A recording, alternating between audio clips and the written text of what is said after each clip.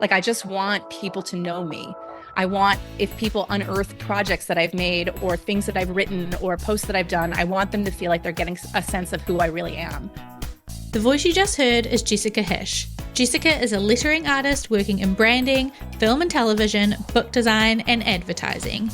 She's also a New York Times best-selling children's book author and illustrator, and has recently opened 2 physical stores in Oakland, Jessica Hische and Friends and Drawling. In this episode, you'll learn how to know when it's time to open a physical store, the process behind opening physical stores as an artist, and insights into branding a physical store, as well as why it can help to start separate social media pages for your projects, how to communicate all of your passions clearly as a creative, and how hearing from you should be a joy to your audience, and so much more. Now, if you are ready, let's start the episode and talk to Jessica. Okay, welcome to the show, Jessica. I'm so excited to have you here. The people in the introduction have heard a little bit about what you do and all the amazing creative things that you have going on, but I would love to talk to you today about what you have been up to recently and how you have got there. So in 2023, you opened both Jessica Hische and Friends and Drawling, 2 physical shops. So I would love to know, in the beginning, where did the idea to open a shop at all come from? Tell me about that. Well, it goes way back. And so when I lived in New York, which was between very early 2007 and 2012-ish, with a few years of bicoastalness thrown in there at the end, I had a studio in a place called the Pencil Factory, which was in Greenpoint. And this building was it was an old Eberhard Faber pencil factory. And in it, they had divided it into these studios. And there were just an overwhelming amount of illustrators in the building. And so it was sort of like 4 people per unit. And there were probably like 3 or 4 units that were occupied by illustrators that were all buddies with each other. And so back when I was in New York, I had this sort of like dream in the back of my head, like, what if we together, all of us, like went in on making like a physical store? Because we all make our own art. But wouldn't it be great if we had a place where people could like come and see it, and it would be this connection, like this real world connection to our work? At the time, I was like, when I first moved to New York, I was like 22 or 23. And then by the time I left, I was 28. And I felt like it was like a dream, but not something that I was ready for. And then, of course, after leaving, it was like, oh no, I guess that's not happening. But when I moved to California, I was looking for a studio space. And it's actually quite hard to find like a small studio space that isn't just like a WeWork kind of desk situation, or like even a private office inside a place like that. And so the space that I ended up finding on Craigslist was a storefront space. And so I had a storefront studio for 8 years when I lived in San Francisco, but we privacy filmed up the front. And me and my studio mate, Eric, also had sort of a like, what if we had the front of our studio be a store and the back of it be where we work? But even just sort of seeing the disruption that would happen from just people casually visiting us, I was like, okay, well, it doesn't totally work to be like open air working in the back of your store because people want to just talk to you. And so again, it was just like, okay, well, that's something that I want to keep open as an option, but not something that feels like it makes sense right now. And then when I moved over to Oakland, it was kind of the same thing. I was looking for a similar space, but maybe something that was a little bit bigger, so that I could do something like build a wall or something like that would separate the make space from the retail spot eventually. And at first I was going to rent, but then I sort of did all the math of like because I tend to just plunk down and be in a place for a really long time. And so I was like, I talked to a financial planner and I was like, does it make sense for me to buy a studio if I think I'm going to be there for like 15 years or whatever? And she was like, absolutely, it does. And so I ended up buying my studio, they were 2 like live work, tiny apartment-y places where each of them was like 700 square feet, but they were side by side because the couple that owned them planned to put them together at some point and just didn't do it. And so we did that. And so the upstairs is my studio, and the downstairs is separated into my workshop, which has my letterpress and all my maker stuff in it. And then the storefront that I wanted to eventually open, but wasn't sure when I was going to do it. And then there's a big picture window between the two. And so the seed of it started a long time ago, but then this building made it into something that I was like, no, this is definitely going to happen. I just have to find the right time. Yeah. But I moved into this space like 2 months before the pandemic lockdown. So that was not the right time. Yeah. And also like, I love Oakland like so much, but it's also like, it's gone through some some rough and ready times. And so it wasn't also the time to start investing in a brick and mortar spot for a little while. And then, as things started opening up, I was like, this is the time. I feel like I'm going to do it. I'm going to be in one place for a while. It feels like I want to have a more physical connection to my local community and not just be like on the internet that's ever growing and ever murky and whatever, And so it was sort of, the timing felt like it was both the right timing and reaction to what was going on locally, but then also a reaction to how I felt about my existence in the world in like a global internet-y way, where I was like, I felt like it was harder to stay in touch with my community online because everybody's expected to be there. I felt like being online is about like advertising yourself now in a way that it wasn't necessarily when I first started doing social media or just even like early internet chatting with people. And so I felt like I needed to like figure out a way to have community that wasn't necessarily like building another online property. And so all the things sort of came together to be like, this is the right time. This feels good. It feels right now. Yeah, amazing. I love how those two things came together to make it happen at the right time. And so that all happened at the end of last year. And so what happened to then you decide to open a second one also? So what happened with that actually is I started doing the build out for JH&F about 8 months before it opened, because I didn't have any specific rush to do it because I'm here anyway. It's not like I was paying extra rent or anything. And so I just sort of slowly designed the space and started ordering things a little bit at a time and just kind of feeling into it. And during that time, I was trying to come up with a name for it. And so originally I worked with a naming agency because we were going to do something on Tradesies. And I really liked some of the names that they came up with. But then it turned out that this like fancy printer in New Jersey was like really close to one of the names. Yeah. And I was like, even though it's a different thing, I don't want to step on anybody's toes. And so I kind of went back to the drawing board, and I had this idea for a name that was based on like the fact that I went to college in Philly and have like, I'm a deeply nostalgic person and have very nostalgic ties to my early maker life in Philadelphia. And so the name Drawling kept coming up. And so I went like pretty far along with it and ended up trademarking the name. And this was while I was still developing the store, like kind of figuring out the layout of it. But then I put all of my prints up on the wall. And I just was like, wait a second, this store just has to be called something with my name in it, because otherwise it's weird that the whole store is like me, not that the whole store is me, but there's like, it would be strange to go into a shop where all of the artwork was by one artist, and I also knew that this space is more of a destination spot. So a lot of people would be like Googling like Jessica Hische shop, whatever. And if it wasn't called something with my name in it, I think it would be hard for people to find it.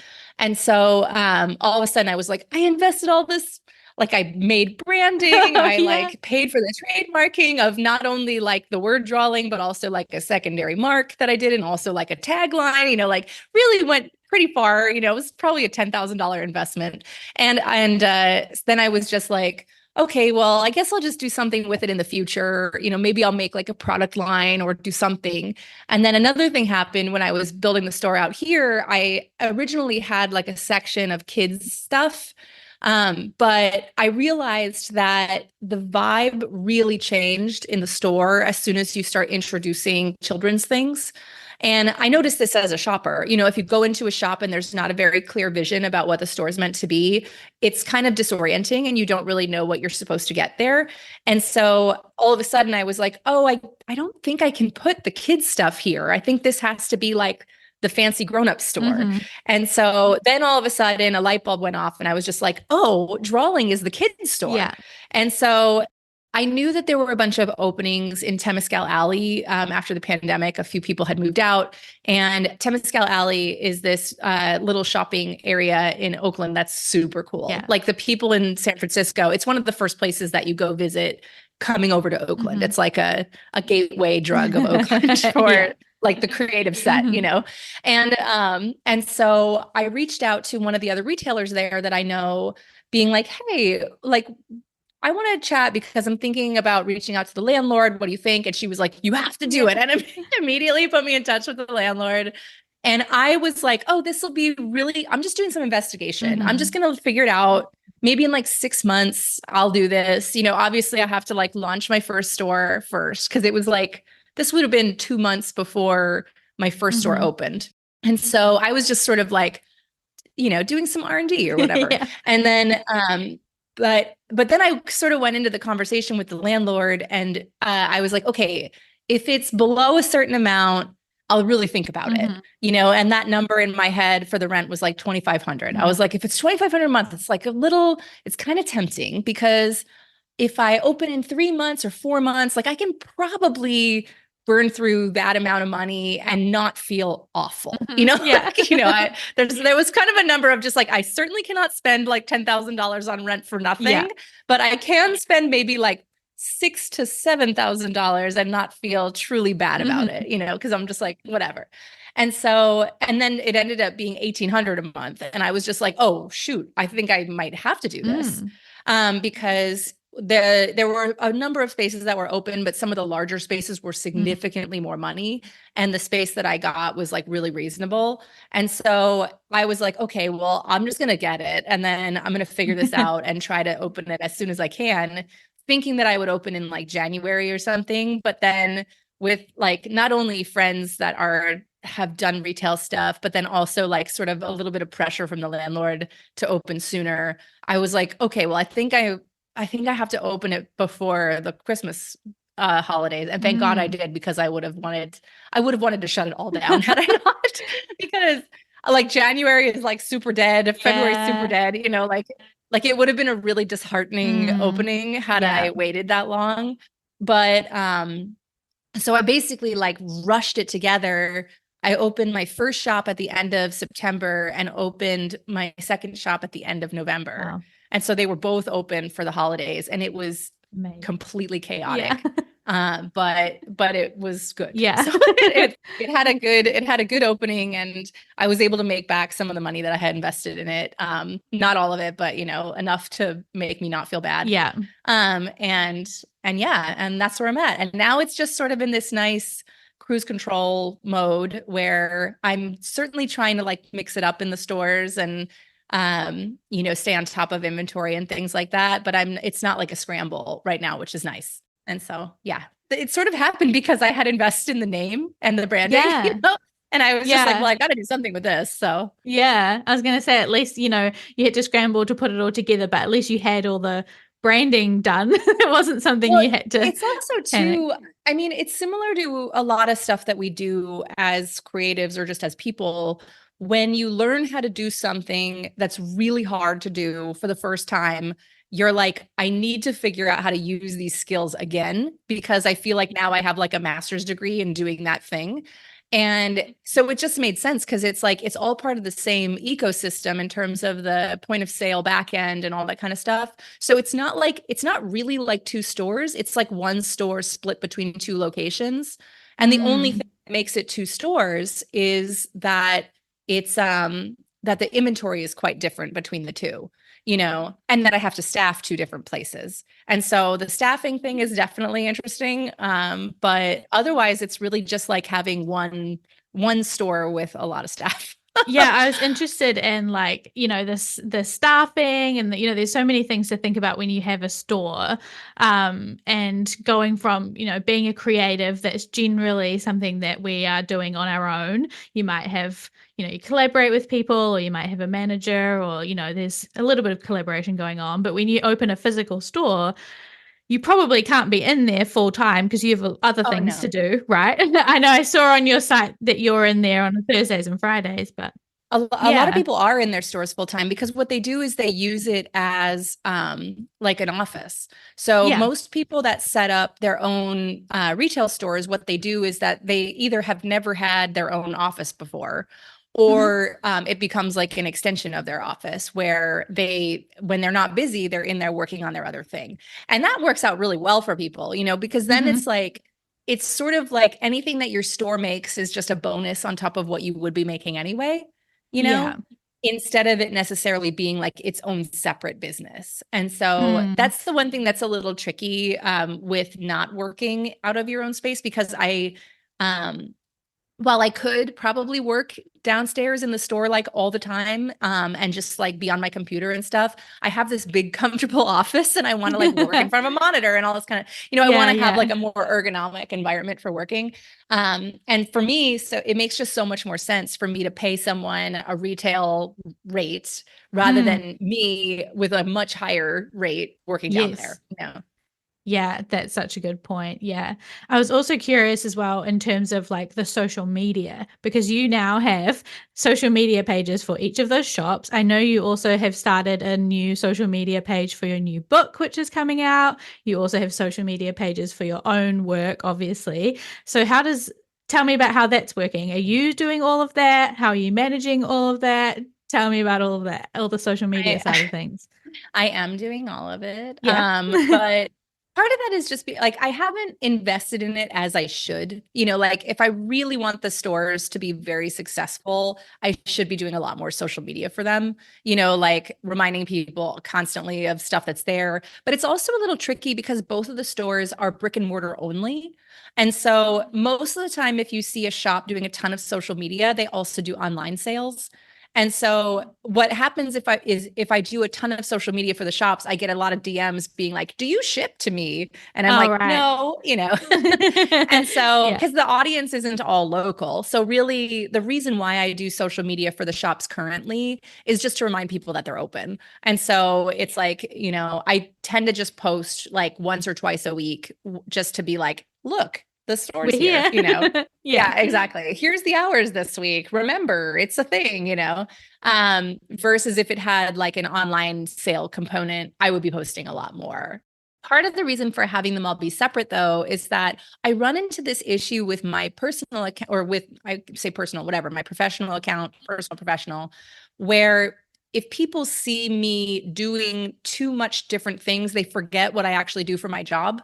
So, and I noticed that now too with the stores where I have a guy that just started working for me as like a pinch hitter in the shops. And I was working on a lettering commission the other day and letterpress printing it because it was like I don't usually do that I don't usually do personal commissions, but this was for like a friend's birthday and that kind of thing.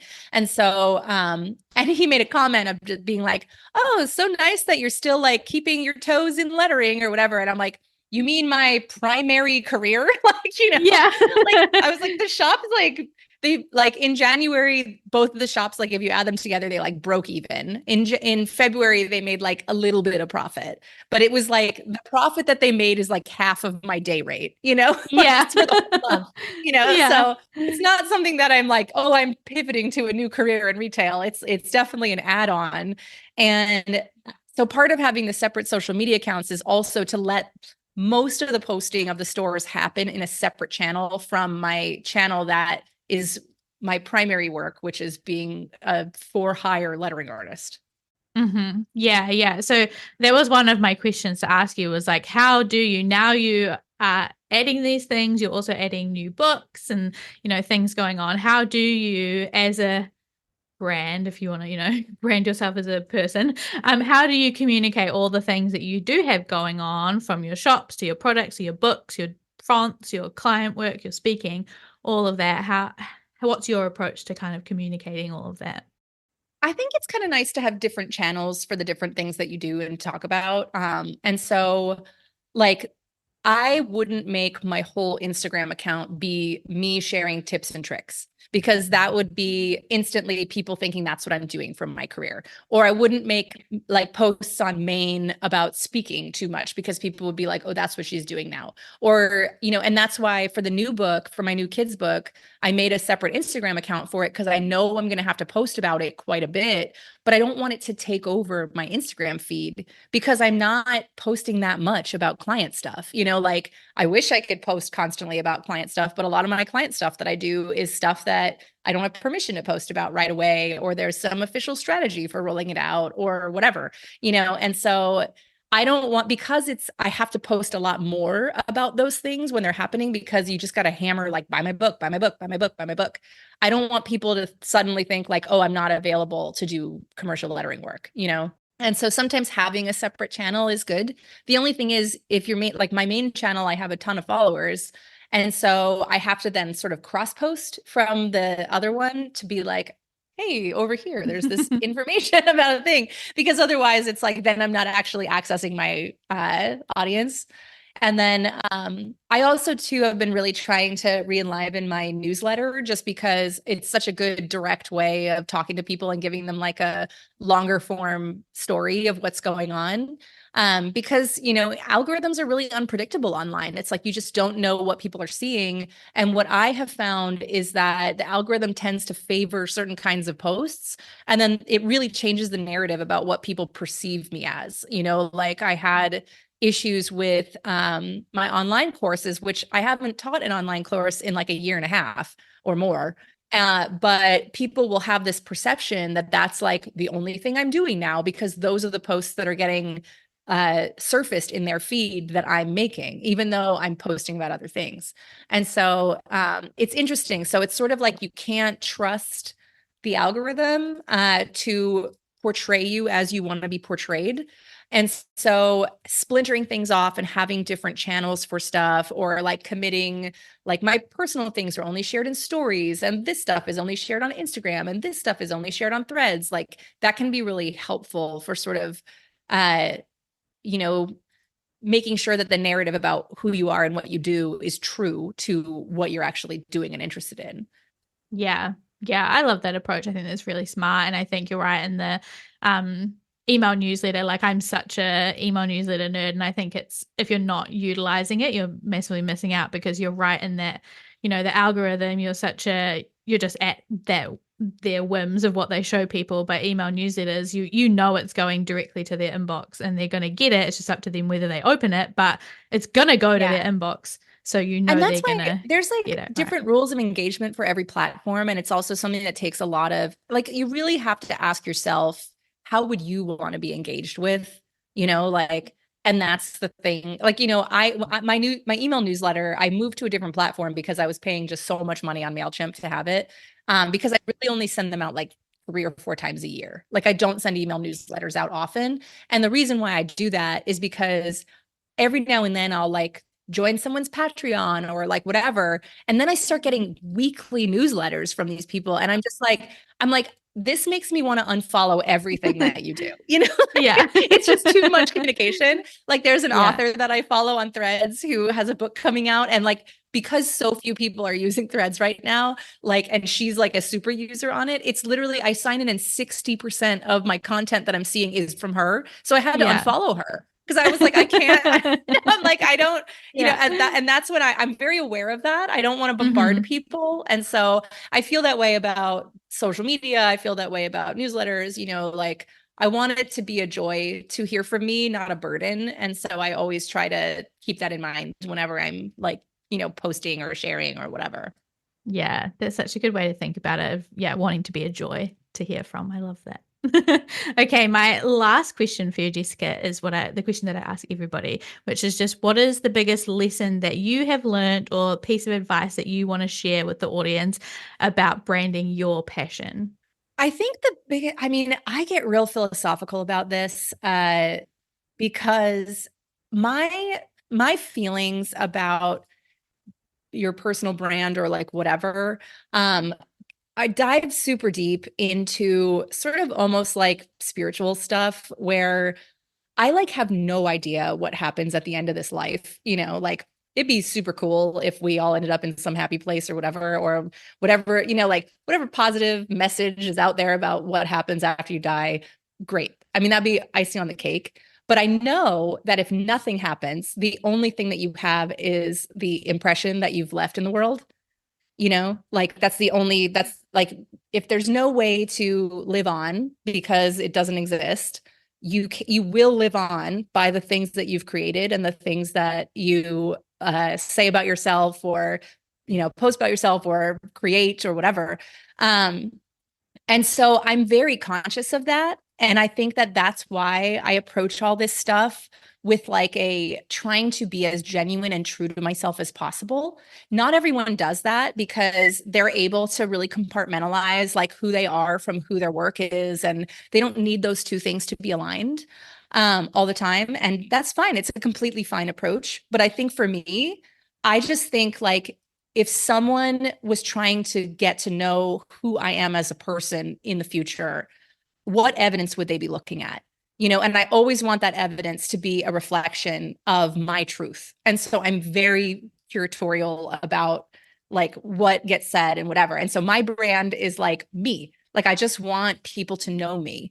I want, if people unearth projects that I've made or things that I've written or posts that I've done, I want them to feel like they're getting a sense of who I really am. And like, I think you can approach it from two ways in terms of like branding your passions or passion projects or whatever. But that's the approach that I have. And I feel like it works for me and my values.